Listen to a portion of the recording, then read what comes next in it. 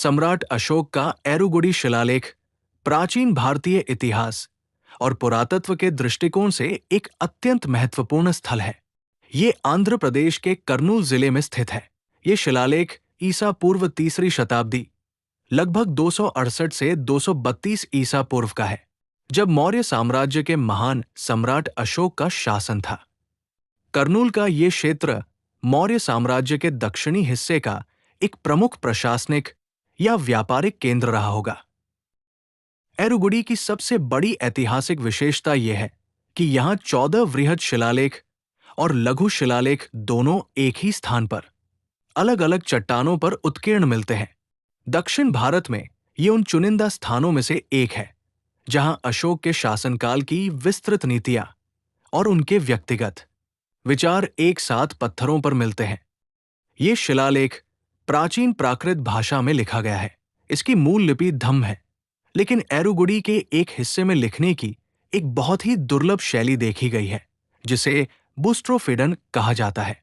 इसमें पहली पंक्ति बाएं से दाईं ओर लिखी जाती है और अगली पंक्ति दाईं से बाईं ओर घूम जाती है। इस शिलालेख के माध्यम से सम्राट अशोक ने अपनी प्रजा के लिए नैतिक आचरण और धम्म के सिद्धांतों का प्रसार किया था।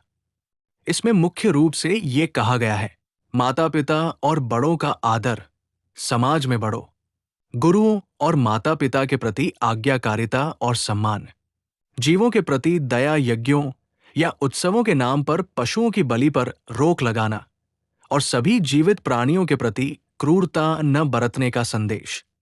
जीवन में सत्य बोलने और नैतिक गुणों को बढ़ावा देने पर जोर। मनुष्यों और पशुओं के लिए चिकित्सा, छायादार पेड़ लगाने और कुएं खुदवाने जैसे कल्याणकारी कार्यों का उल्लेख। एरुगुडी शिलालेख मौर्य साम्राज्य की दक्षिणी सीमाओं को समझने में इतिहासकारों की बहुत मदद करता है। इसके समीप ही प्रसिद्ध स्वर्ण खदानों वाला क्षेत्र जौनागिरी भी है, जिससे ये स्पष्ट होता है कि मौर्य काल में ये क्षेत्र आर्थिक और राजनीतिक रूप से बेहद महत्वपूर्ण था। वर्तमान में ये स्थल भारतीय पुरातत्व सर्वेक्षण ASI द्वारा संरक्षित है और प्राचीन भारत की प्रशासनिक व्यवस्था, भाषाई इतिहास तथा बौद्ध धर्म के नैतिक प्रसार का एक जीवंत दस्तावेज है।